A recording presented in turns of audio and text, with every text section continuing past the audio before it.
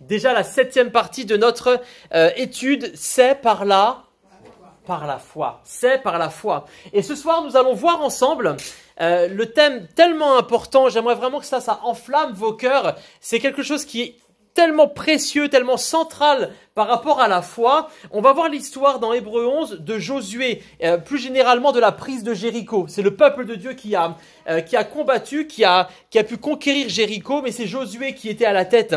Et Josué, Rahab aussi. Rahab était à Jéricho. Et on va voir quel type de foi elle a eu qui est différente de Josué. Mais ce qui revient dans les deux cas, c'est que pour Josué comme pour Rahab, c'est la foi qui combat. Frères et sœurs, le combat est toujours associé à la foi. Et la foi est toujours associée au combat. Il n'y a pas une vie de foi sans une vie de combat. Amen. Et il ne faut pas que nous en ayons peur, parce que nous savons que nous sommes plus que victorieux par celui qui nous a aimés. Amen. Ce monde aussi combat. Mais eux, ils combattent sans Christ. Ils combattent sans la foi. Personne n'est épargné. Mais nous, le Seigneur, dans sa grâce, il nous a donné la foi. Et nous allons voir ensemble, parmi tout ce que nous avons vu déjà, la foi qui obéit, n'est-ce pas? La foi qui parle, qui proclame. Il y a aussi la foi qui combat. Et cela nous est relaté dans les versets 30 et 31 d'Hébreux 11, qui nous dit que c'est par la foi que les murailles de Jéricho tombèrent, après qu'on en eut fait le tour pendant 7 jours. C'est par la foi que Rahab, la prostituée, ne périt pas avec les non-croyants, parce qu'elle avait accueilli pacifiquement les espions. Amen. Et ces deux versets donc relatent le combat de la prise de Jéricho. Jéricho, c'est la première ville. Quand vous prenez les textes, Moïse vient de mourir et c'est Josué qui le remplace. Et Dieu va parler à Josué dans Josué 1, vous pouvez lire, c'est tellement fort. Il dit « Fortifie-toi et prends courage, parce que c'est par toi que je vais faire rentrer le peuple dans le pays que j'ai promis. » Amen. Fortifie-toi et prends courage, parce que maintenant, tout lieu que vous allez fouler, je vais vous le donner. Vous allez conquérir. Avant, Israël était un peuple qui était soumis en Égypte. Amen. C'était pas un peuple qui combattait, c'était un peuple qui était soumis. Et même lorsqu'ils ont quitté l'Égypte, finalement, c'est Dieu qui a combattu. Amen. Les plaies, c'est pas Moïse ou Aaron qui l'ont fait, c'est Dieu. Et lorsque la mer s'est ouverte en deux, c'est Dieu. Et lorsqu'il y avait l'Égypte qui était derrière, le Seigneur a dit quoi? Il a dit, l'Éternel combattra pour vous, et vous, gardez le silence. Donc depuis le début, c'est le Seigneur qui combat. Et là, c'est nouveau. Là, c'est nouveau. Dieu dit à Josué, maintenant, vous allez combattre. Vous allez combattre. Et donc, c'est la première étape de la conquête du pays qui est promis. Et Paul, ici, dans Hébreux, indique que ceux qui ont été victorieux de ce combat, donc Josué, le peuple de Dieu, Rahab, ils ne l'ont pas été grâce à leur force humaine, mais par la foi. Par la foi. La prise de Jéricho, finalement, c'est un combat qui est humain. Amen. Nos combats sont sur terre, mais qui est remporté par la foi. Et aujourd'hui, en tant que chrétien, nos deux dimensions se mélangent, n'est-ce pas?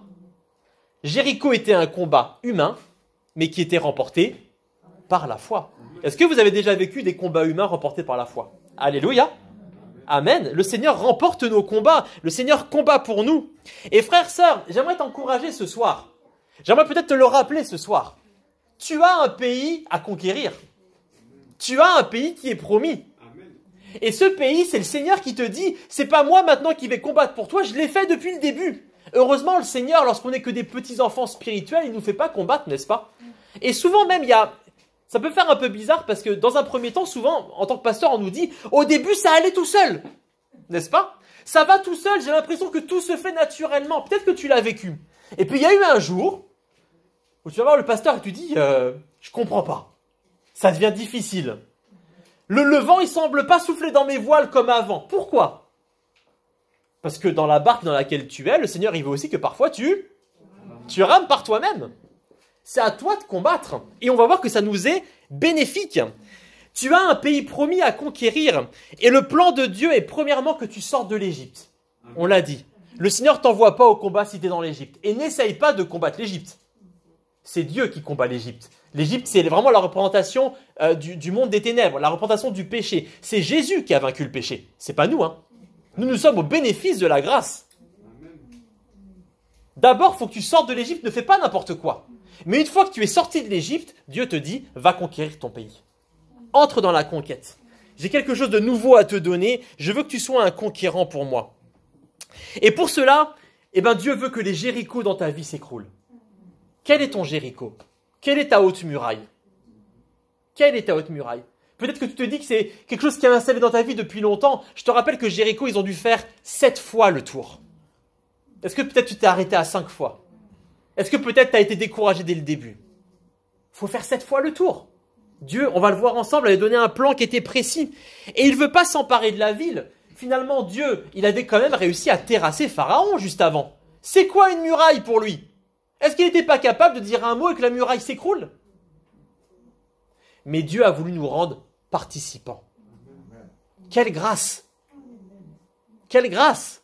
Nous sommes participants. Imaginez lorsque les murailles sont tombées et que le peuple a vu les murailles gigantesques de Jéricho s'écrouler. Le sentiment dans le cœur, la foi qui a été fortifiée, le souvenir dans leur tête pour toujours. Oui, Dieu est grand, alléluia. Ça m'est pas tombé dessus tout cuit comme ça. Je l'ai fait avec le Seigneur, ou plutôt, le Seigneur l'a fait avec moi. Alléluia, je l'ai vécu, je l'ai vu. Mais s'il y a conquête, c'est forcément qu'il y a combat. Amen. L'adversaire ne se laisse pas faire. Il nous combat aujourd'hui. Et un chrétien est appelé à combattre. Mon frère, ma sœur, un chrétien a des combats. C'est normal. Parce que c'est toi qui as déclaré la guerre. Alléluia.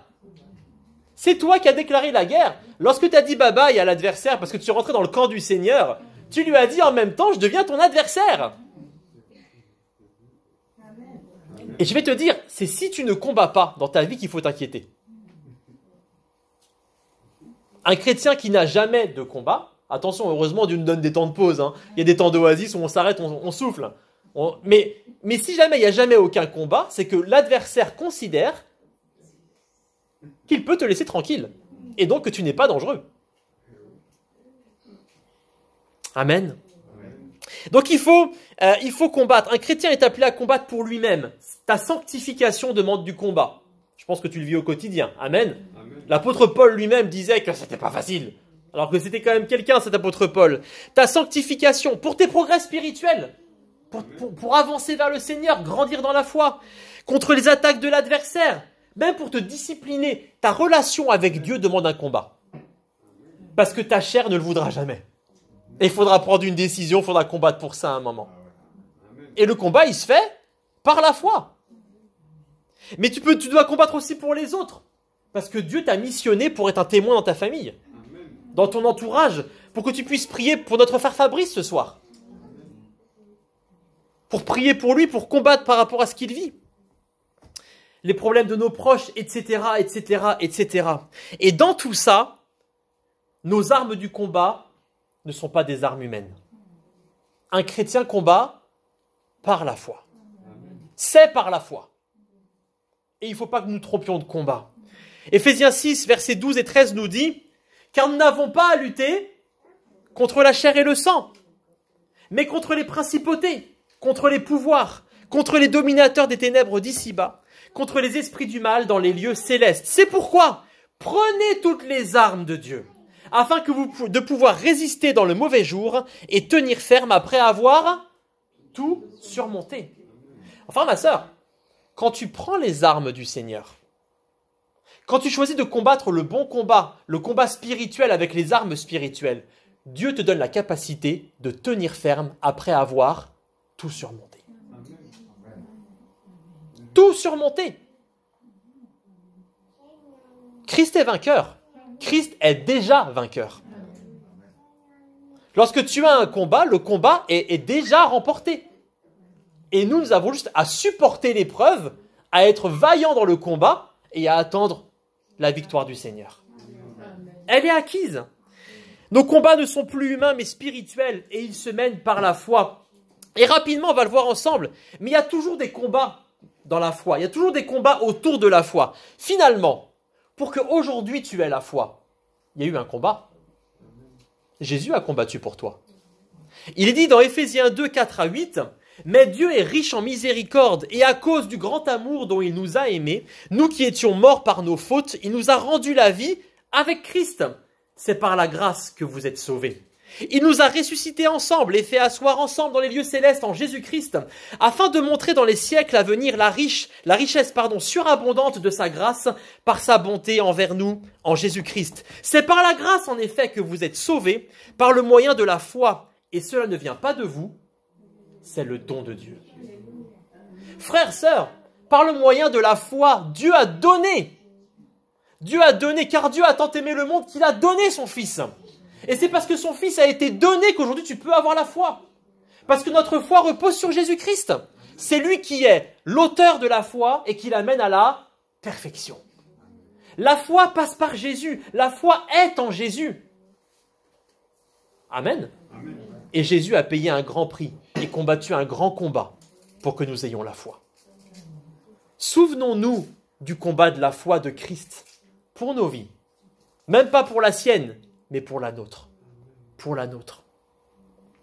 Christ a combattu le plus grand des combats, le combat pour l'humanité. Et par sa victoire, notre foi aujourd'hui peut être fermement fondée en lui. Il en est l'auteur en nous au prix d'un grand combat. Comprenons le combat autour de la foi. Donc, premièrement, le combat pour que nous ayons la foi, pour que nous puissions recevoir. Deuxièmement, il y a un combat pour que nous la conservions. Frères et sœurs, garder la foi, c'est un combat. Vous êtes d'accord avec ça? 1 Timothée 6, versets 10 à 12, il nous est dit « Car l'amour de l'argent est la racine de tous les maux, et quelques-uns pour s'y être adonnés se sont égarés loin de la foi et se sont infligés eux-mêmes bien des tourments. Pour toi, homme de Dieu, fuis ces choses et recherche la justice, la piété, la foi, l'amour, la patience, la douceur. Combat le bon combat de la foi. Saisis la vie éternelle à laquelle tu as été appelé et pour laquelle tu as prononcé cette belle confession en présence d'un grand nombre de témoins. Amen. Amen. Frères, sœurs, il est dit ici que certains s'égarent de la foi. Certains s'égarent. Donc certains avaient la foi et ils ont quitté la foi. Ils ont perdu la foi. Ils se sont égarés à cause des plaisirs de ce monde. L'amour de l'argent, mais aussi l'amour de ce monde. Comme dit la parole, on ne peut pas aimer ce monde. Amen. Si quelqu'un aime ce monde, l'amour de Dieu n'est pas en lui. C'est ce que dit la parole de Dieu.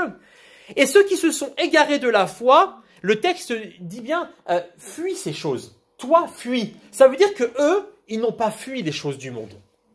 C'était à eux de veiller sur leur foi. C'était à eux de combattre pour leur foi. Jésus a combattu pour nous la donner, mais c'est à nous après de combattre pour la garder. Et parfois, on doit simplement fuir les choses du monde. C'est notre rôle, notre responsabilité. Ces personnes n'ont pas assez recherché aussi la justice, recherché l'amour, recherché la piété. C'est notre travail, c'est à nous. Ce n'est pas le Seigneur qui le fera pour nous. Et Paul encourage Timothée à combattre pour conserver la foi. Il dit aussi combattre pour saisir la vie éternelle. Il ne dit pas attrape la vie éternelle. Il ne dit pas tiens-la dans ta main. Il dit saisis. Tu vois le geste? Tu imagines dans ta tête, tu attrapes la vie éternelle et tu la tiens bien fermement. Il faut que tu la tiennes dans ta main. Il faut que tu combattes, il faut que tu résistes. La foi est un combat et il ne faut pas la lâcher. Il ne faut pas lâcher la vie éternelle. Donc le combat pour que nous la conservions. Et enfin, dernier combat, toujours autour de la foi, il y a un combat pour que nous la transmettions. Quand tu veux parler de Jésus à quelqu'un, même si ça se passe bien, il y a un combat dans le ciel. Et si ça se passe bien, c'est que le combat aussi se passe bien dans le ciel. Et parfois, quand ça se passe pas bien, c'est qu'il y a un combat encore plus important dans le ciel. Mais à chaque fois que tu partages Jésus-Christ, c'est la guerre dans le ciel. C'est la guerre. C'est une déclaration de guerre au-dessus de la vie de la personne pour son salut. Amen. Lisez avec moi Luc 10, versets 1 à 6. Dans ce texte de Luc 10, Jésus va envoyer ses disciples. Et il va leur dire, après cela, le Seigneur, donc Jésus, en désigna encore 70 autres. Donc des 12, on passe à 70 autres encore. Et il fait quoi? Il les envoya. il les envoya devant lui, 2 à 2, dans toute ville et tout endroit où lui-même devait aller. Donc ils sont les représentants de Christ. Et il leur dit, la moisson est grande, mais il y a peu d'ouvriers. Priez donc le Seigneur de la moisson d'envoyer des ouvriers dans sa moisson. Allez, je vous envoie. Allez en mon nom. Voici, je vous envoie comme des agneaux au milieu des loups. Le message est clair déjà, n'est-ce pas? Ça va pas être facile. Ne portez ni bourse, ni sac, ni sandales et ne saluez personne en chemin. Là, il est en train de leur dire, ne vous embarrassez pas des choses du monde. Ne vous embarrassez pas pour me suivre. Dans quelque maison que vous entriez, dites d'abord que la paix soit sur cette maison. Et s'il se trouve là un enfant de paix, votre paix reposera sur lui, sinon elle reviendra à vous. Amen. Et au verset 16, il leur dit, celui qui vous écoute m'écoute, et celui qui vous rejette me rejette. Et celui qui me rejette, rejette celui qui m'a envoyé. Frères, sœurs, donc là je pose juste le cadre. Le Seigneur est en train de les envoyer, et il est en train clairement de leur dire, vous allez faire ma mission. Je vous envoie là où j'avais envie d'aller. Mais Jésus ne pouvait être qu'à un seul endroit sur terre. Amen.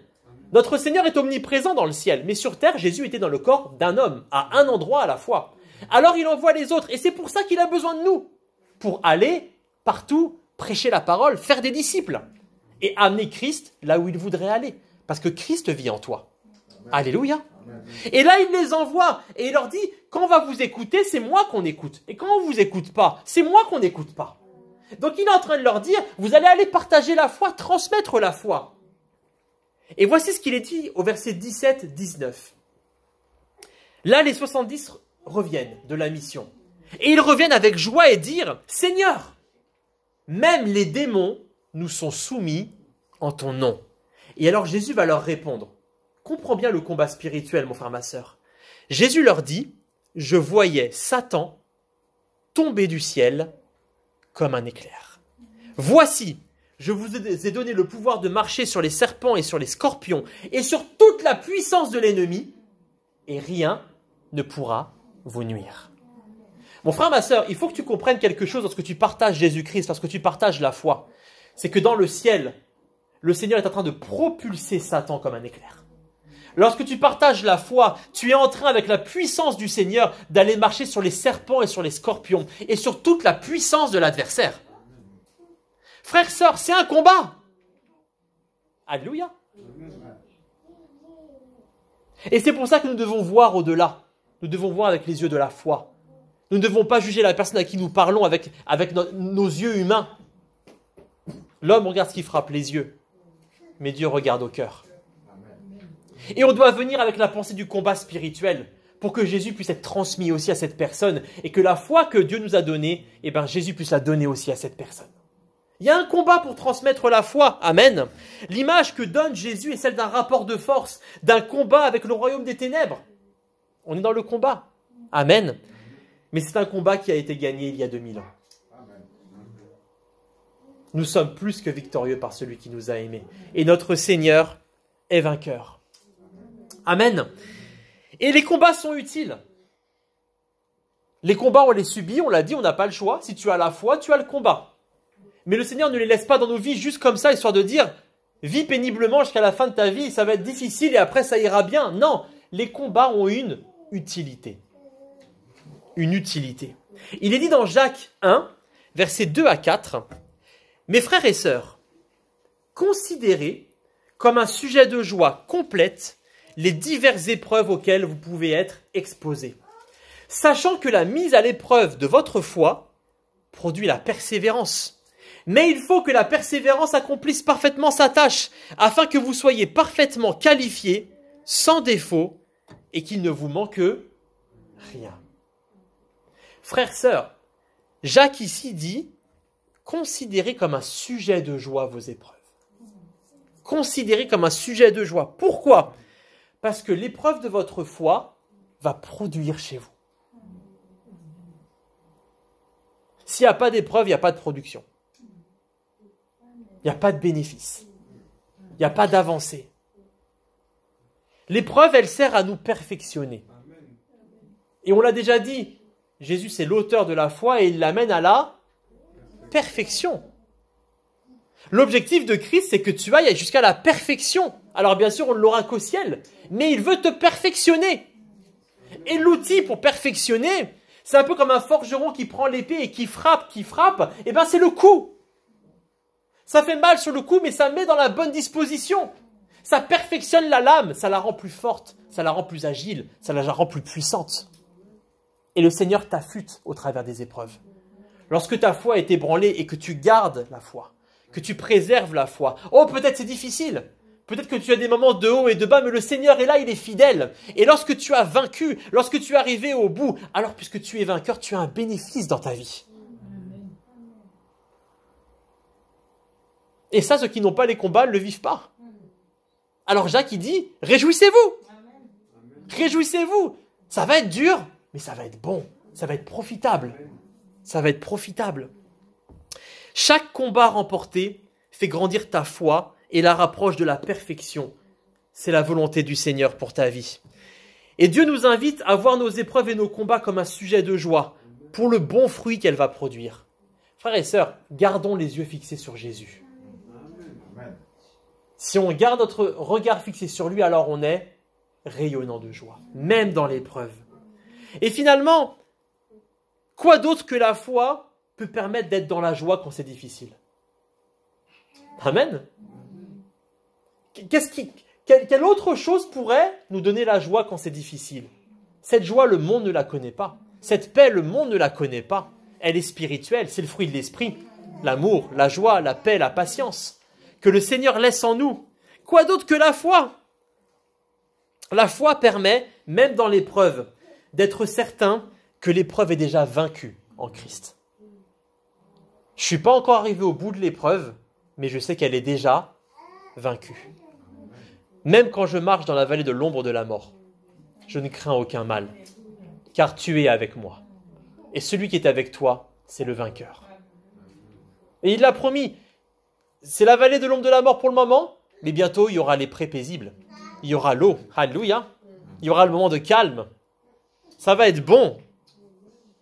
Pour que notre foi parvienne à la perfection, pour que nous connaissions cette joie de la victoire dans l'épreuve, il nous faut combattre. Il nous faut accepter de combattre. Et non seulement combattre, mais aussi combattre le bon combat. Le bon combat. 2 Timothée 4, verset 7 nous dit « J'ai combattu le bon combat, j'ai achevé la course et j'ai gardé la foi. » Il y a un bon combat à combattre. Il y a un bon combat de la foi. Lorsque nous combattons par la foi, nous combattons le bon combat. Nous ne nous trompons pas de combat. Frères et sœurs, il y a des mauvais combats dans nos vies. Il y a des mauvais combats.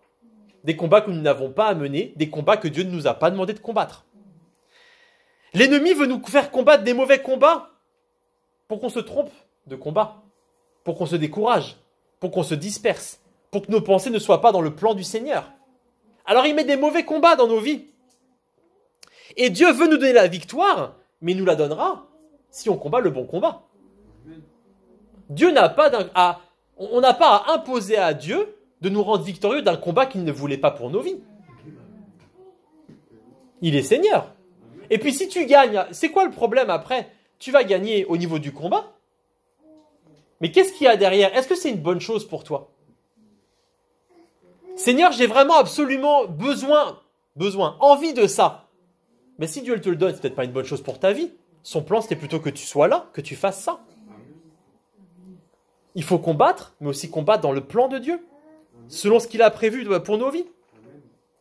Ce n'est pas parce qu'il y a combat que nous sommes dans la volonté de Dieu. Ce n'est pas parce qu'il y a combat que nous sommes dans la volonté de Dieu. Nous devons, comme Josué, écouter la parole de Dieu et combattre selon son plan. Son plan, pour faire sa volonté, ne pas nous en éloigner. Donc il y a des mauvais combats dans nos vies, mais aussi parfois on peut mener des bons combats, mais les mener de la mauvaise manière. On peut être dans un vrai combat parce que Dieu veut que tu grandisses dans ta foi, mais on le prend de la manière charnelle. Ou alors on le combat avec nos forces humaines et pas avec la foi. On doit mener le bon combat et le combattre de la bonne manière. Amen. Le bon combat, c'est celui qui est par la foi et pour la foi. Il est par la foi pour y arriver et il est pour la foi, c'est-à-dire dans le plan de Dieu pour nos vies, pour que notre foi grandisse. Josué et le peuple ont combattu le bon combat. Ils avaient devant une ville à conquérir. Ils auraient pu venir avec la catapulte, avec l'épée et avec les moyens humains. Amen. Mais ils ont choisi un combat, un peu bizarre, n'est-ce pas? Extravagant. Pour ceux qui connaissent le combat, Dieu leur a dit, vous allez marcher, vous allez vous taire, vous allez faire le tour, vous allez rentrer à la maison et vous allez recommencer. Et ça va durer 7 jours. Et le dernier jour, vous ferez 7 fois le tour. C'est bizarre. Mais c'était la volonté de Dieu. Et ils ont écouté la parole de Dieu. Mon frère, ma sœur, s'ils n'avaient pas écouté le plan de Dieu, les murailles ne se seraient pas effondrées. Et c'est eux qui auraient été vaincus. Il fallait que ce soit le plan du Seigneur, et non pas par leur force, par leurs armes. Rahab aussi, elle a combattu le bon combat. Rahab, elle habitait dans Jéricho, avec ses hautes murailles, avec sa grande armée. Jéricho ne tremblait devant personne. Jéricho était une ville importante, et là, cette fois-ci, ils ont tremblé, parce que c'était l'armée du Seigneur qui était en face. Mais finalement, là-dedans, qu'est-ce qu'elle aurait pu se dire? Comme d'hab, ça va bien se passer. Je reste tranquillement derrière mes murailles, et je compte sur mon armée. Mais elle a combattu le bon combat. Elle est venue à Dieu. Elle, la prostituée. Elle qui ne le connaissait pas. Elle est venue. Et le Seigneur l'a défendue. On va le voir ensemble. Et il y a donc, il faut que nous puissions mener le bon combat et le mener de la bonne manière. Josué et Rahab nous le rappellent. Josué et Rahab, finalement, c'est la même histoire. Il y a ceux qui attaquent et il y a ceux qui sont attaqués. C'est la même histoire et vécue de deux manières différentes, de 2 points de vue différents. Et frères et sœurs, la foi est vivante et elle est toujours en action pour nous et en nous. Et Jésus l'utilise pour qu'elle réponde à notre besoin selon la situation. Le Seigneur n'est jamais à court de solutions. Amen. Amen. Et lorsque le Seigneur dit à ton frère ou à ta sœur d'être offensif, eh bien toi peut-être que tu vas te défendre. Ton frère va être dans une période Josué où il va conquérir, et toi tu seras dans la période Rahab où tu vas être sur la défense et attendre le secours du Seigneur. Frères et sœurs, le Seigneur a toutes les solutions. Dans la foi, il y a toutes les solutions. Et on le voit ensemble. Josué, il a une foi qui était offensive. Amen. Josué, c'était le conquérant. J'attaque Jéricho. Il est dit au verset 30, c'est par la foi que les murailles de Jéricho tombèrent après qu'on en eut fait le tour pendant 7 jours. On parle bien de la prise de Jéricho. C'est une conquête, une foi qui est offensive. Dieu demande d'attaquer, de conquérir.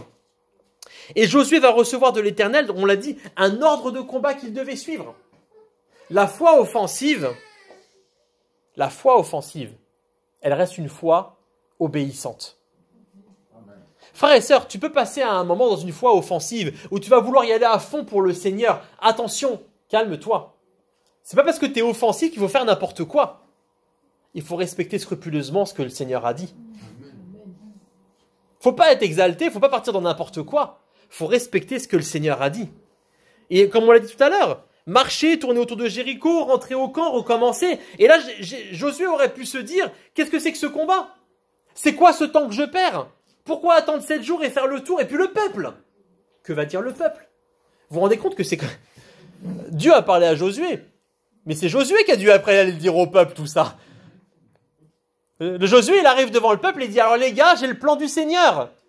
On va se taire et marcher. Ben, c'est pas une randonnée, Josué. Qu'est-ce qu'ils vont penser? Qu'est-ce qu'ils vont dire? Et puis, vous vous imaginez, une fois qu'ils étaient devant la muraille, à ne rien dire et à tourner autour, de là-haut, ils pouvaient se manger une pierre à n'importe quel moment. Il pouvait y avoir quelque chose. C'est parce que c'était dans le plan de Dieu.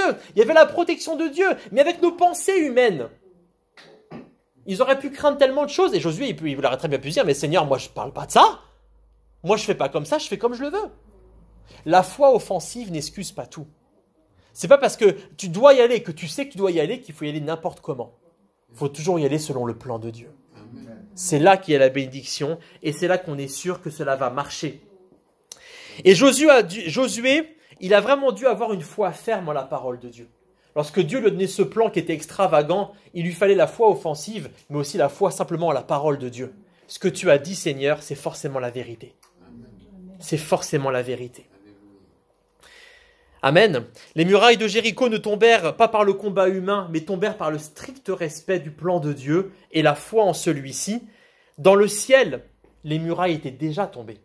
Il fallait juste qu'ils aillent saisir par la foi. Il fallait juste qu'ils appliquent le plan de Dieu pour que cela se fasse sur la terre. Que ta volonté soit faite sur la terre comme dans le ciel. La victoire est toujours dans le plan de Dieu et dans la foi en lui. La victoire sera toujours là. Donc là, c'était la foi offensive. Mais parfois aussi, nous avons besoin d'une foi qui est défensive. Et cette même histoire de Jéricho, on va voir aussi la foi qui est défensive, c'est la foi de Rahab. Rahab, c'est celle qui a été attaquée. Et dans nos vies, nous subissons des attaques. Amen. Parfois, c'est nous qui attaquons, mais parfois l'adversaire nous attaque. Et on le disait, Rahab, elle habitait dans Jéricho, elle était protégée par ses hautes murailles. Et Rahab ne va pas placer sa foi dans les protections humaines. Elle va placer la foi dans ce Dieu qu'elle a juste vaguement entendu parler, avec une foi qui était sûrement imparfaite. Comment pouvait-elle avoir une foi parfaite alors qu'elle connaissait à peine ce Dieu? Et trop souvent, nous avons l'impression que notre défense ne sera pas bonne parce que notre foi est vacillante. Mon frère, ma sœur, quand notre foi est vacillante, notre Dieu reste fidèle. Et Rahab, Dieu n'a pas attendu qu'elle soit parfaite dans sa foi pour la défendre. Et le peuple arrivait pour attaquer. C'est maintenant qu'elle avait besoin de défense. Et le Seigneur était au rendez-vous. Avec la petite foi qu'elle avait et tous ces péchés qu'elle se traînait, elle n'avait pas compris la sanctification, etc. Mais Dieu l'a défendue, juste parce qu'elle a placé sa foi. Alors avec ta situation imparfaite, avec ta foi imparfaite, avec peut-être l'éloignement de Dieu même que tu as vécu depuis un moment, ne crains pas. Dieu est fidèle. Et il te défendra. Il n'y a aucune attaque qui ne puisse être vaincue par la foi. Éphésiens 6, verset 16 nous dit « Prenez en toutes circonstances le bouclier de la foi, avec lequel vous pourrez éteindre tous les traits enflammés du malin. » Pas certains, hein, pas que quelques-uns, mais tous les traits enflammés du malin. Les traits enflammés, c'est des flèches enflammées qui étaient envoyées. Et à chaque fois que tu prends le bouclier de la foi, la Bible ne dit pas à chaque fois que tu es parfait et que tu vas aller prendre le bouclier parce que tu es prêt à le prendre. Non, tu as besoin, tu prends le bouclier de la foi et tu te protèges. Alors après, Dieu va te demander des explications. Il va te dire, attention, maintenant fortifie-toi, maintenant arrête ton péché. Mais dans le moment du besoin où ça attaque, le Seigneur sera là pour te protéger. La foi combat et la foi combat pour nous. Et là aussi, pendant l'attaque, la foi défensive, comme pour la foi offensive, il faut qu'elle reste obéissante. Parce que lorsqu'on est attaqué, on aurait tendance à vouloir chercher une protection humaine, comme la Rahab qui aurait pu chercher le secours de Jéricho. Parfois on agit avec la crainte, alors on fait un peu n'importe quoi. Et la crainte fait qu'on perd notre regard du Seigneur, n'est-ce pas? Et on ne combat plus de la bonne manière. On prend des décisions hâtives, des solutions qui sont humaines.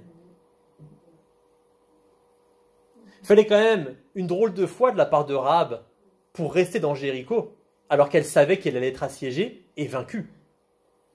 Mais elle est restée. Elle a juste mis un signe à sa fenêtre. Et cette fenêtre, cette maison a été protégée. Mon frère, ma sœur, il y a un signe sur ta vie. Il y a le sceau de Jésus-Christ. Et même lorsqu'il y a une attaque, parce qu'il y a ce signe sur ta vie, tu seras protégé. Tu seras protégé. Hébreux 11, verset 31, on l'a vu, il disait « C'est par la foi que Rahab la prostituée ne périt pas avec les non-croyants. Elle a été sauvée de la mort, elle a été défendue grâce à sa foi, la foi qu'elle a mise en Dieu. Mais ici, on le voit, les non-croyants, eux, ils ont péri. C'est donc bien par la foi. Ceux qui n'ont pas eu la foi ont péri. Elle qui a eu la foi, elle a été sauvée. » Rahab donc a été sauvée. Et j'aime le citer, mais par la suite, elle a vécu une grâce incroyable. C'est que Dieu l'a totalement restaurée, relevée. Et pour ceux qui ne le savent pas, vous le voyez dans la généalogie de Jésus, Matthieu 1, verset 5, elle est même une ascendante de Jésus. Elle, la prostituée, a eu la grâce d'être dans la lignée de Jésus-Christ. Alléluia. une fois qu'elle a été sauvée, elle a eu une foi offensive elle aussi. Elle a pu conquérir le pays que Dieu avait pour elle, et elle a été victorieuse. Alors je conclus. En tout temps, nous devons être prêts au combat. Ça peut arriver à n'importe quel moment, autant pour que Dieu nous envoie, que pour l'attaque que nous ayons dans nos vies de la part de l'adversaire. Il faut que nous soyons prêts au combat, comme un bon soldat de Jésus-Christ. Et pour cela, il faut veiller sur notre foi. C'est à nous de veiller sur notre foi. Quel que soit ton combat, que tu sois en ce moment plutôt offensif, ou plutôt que tu aies besoin d'être défendu, c'est par la foi. Et c'est dans l'obéissance à Dieu au combat que tu remporteras ta victoire. Alors ce soir, par la foi, que toutes les murailles de Jéricho tombent, au nom de Jésus. Pour maintenant et à jamais. Amen. Béni soit le Seigneur.